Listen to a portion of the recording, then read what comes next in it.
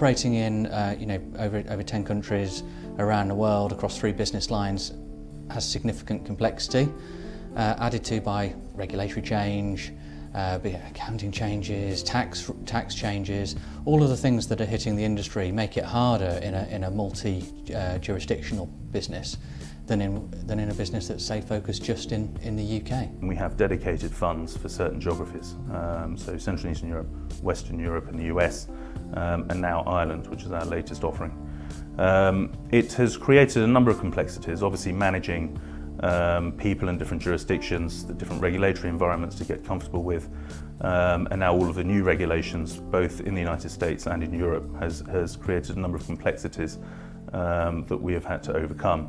We have all of our investment executives in London, but we have offices in Lagos in Nigeria and Nairobi, Kenya, where we have a team of portfolio operations professionals. What we tend to aim for is platform companies, so we will make an investment in one business, but that business will have operations across numerous jurisdictions on the continent. So whereas at the moment we have maybe 12 companies in the portfolio, we have a presence in 33 countries across Africa.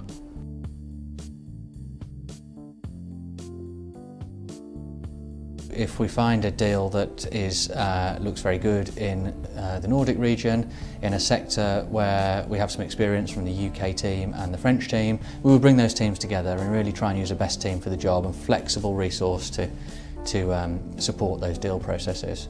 I've been at Helios probably 6 years now, and still, if we're talking about a transaction, say in Nigeria, one of the Nigerian partners will say, it will play out like this.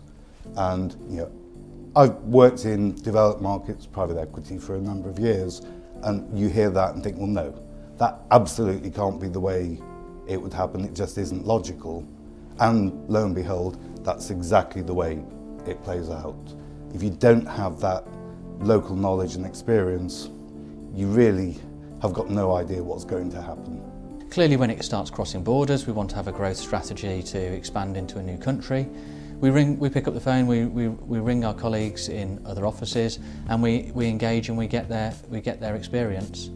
And through all of this, our advisors and our deal teams often link back in to the centre of 3i to make sure they've understood, maybe the complexity of 3i, or maybe a little quirk of the way that a regulatory permission allows them to do something, or indeed, our preferred structuring for a loan instrument or something. We may have something that we're more keen on than the local market, and we help and advise that way.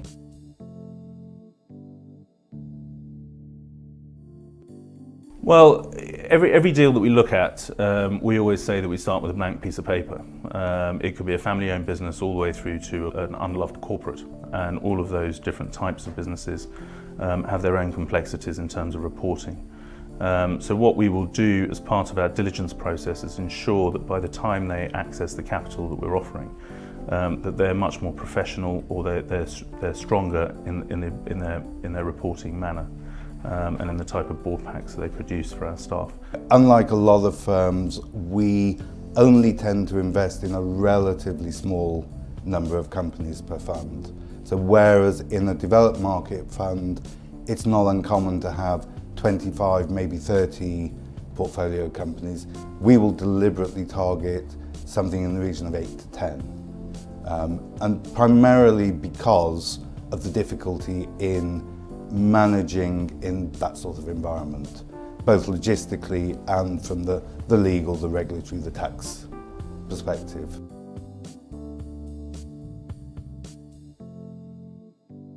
Multi-jurisdictional deals are the bread and butter of our private equity business within 3i, and indeed our infrastructure business has had some good success linking up our international network to the benefit of their deals as well.